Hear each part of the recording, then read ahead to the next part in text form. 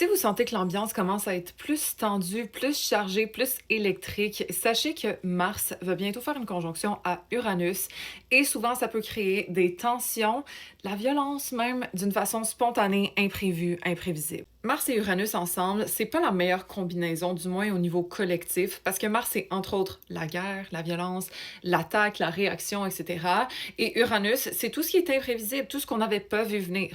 Donc, on pense, exemple, au bombing de Hiroshima qui a eu lieu pendant une conjonction de Mars-Uranus, à la tentative d'assassinat de Donald Trump, même chose. Fait que oui, ça peut créer une ambiance qui n'est pas nécessairement la meilleure. Très souvent, il y a quelque chose qui arrive. Fait que je nous le souhaite pas, là, mais je pense que déjà à Montréal, on a vu un petit peu les effets. Là, mondialement, on verra qu'est-ce qui va se passer. La conjonction précise se passe le 4 juillet. Donc d'ici là, les semaines avant et les semaines après, c'est possible qu'il y ait quelque chose qui se manifeste.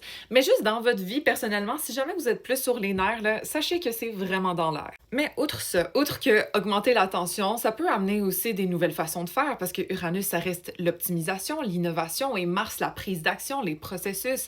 Donc, on peut trouver des nouvelles façons de faire certaines choses. On peut innover dans un domaine de vie et ça dépend de votre thème astral. Puis, je vous explique ça dans les updates du ciel trimestriel pour vous, qu'est-ce qu'on peut anticiper. Fait que si vous voulez être préparé aux événements de l'été à venir, donc pour juillet ou septembre, vous avez tous les événements avec les dates précises et quoi anticiper dans votre vie, dans les updates du ciel. Je mets ça dans mon lien en bio. Et puis à part ça, laissez-moi savoir qu'est-ce que vous en pensez de cette conjonction de Mars et Uranus. Comme je vous dis, en astrologie, on le sait, c'est souvent associé à des événements qui sont un peu tragiques. Ça veut pas dire que c'est obligé d'être ça, mais souvent c'est l'est. Mais au niveau personnel, c'est pas toujours le cas, ok? Fait qu'inquiétez-vous pas. Au contraire, on peut utiliser cette énergie pour faire différent et justement trouver des nouvelles façons de faire dans le domaine de vie qui est associé à notre thème astral. Mais bref. Laissez-moi savoir si vous avez des placements Gémeaux dans les commentaires parce que cette conjonction-là va se faire en Gémeaux. Et puis follow pour plus d'astro.